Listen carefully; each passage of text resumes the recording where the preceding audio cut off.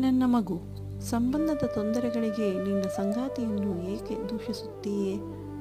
ಸಂಬಂಧಗಳು ನಿನ್ನ ಅಂತರಂಗವನ್ನು ಪ್ರತಿಬಿಂಬಿಸುತ್ತದೆ.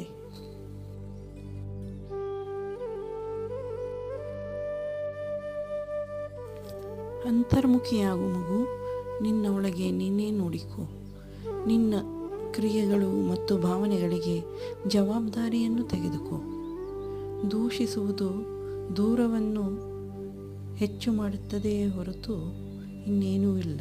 ಆದರೆ ಪ್ರೀತಿ, ಸಹಾನುಭೂತಿ ಮತ್ತು ತಿಳುವಳಿಕೆ ನಿನ್ನ ಬಾಂಧವ್ಯವನ್ನು ಪರಿವರ್ತಿಸುತ್ತದೆ, ಹೆಚ್ಚಿಸುತ್ತದೆ. ಆದ್ದರಿಂದ ದೂಷಣೆಯನ್ನು ಬಿಡು, ಕ್ಷಮಿಸು ಮತ್ತು ನನ್ನ ದೈವಿಕ ಯೋಜನೆಯಲ್ಲಿ ನಂಬಿಕೆ ಇಡು.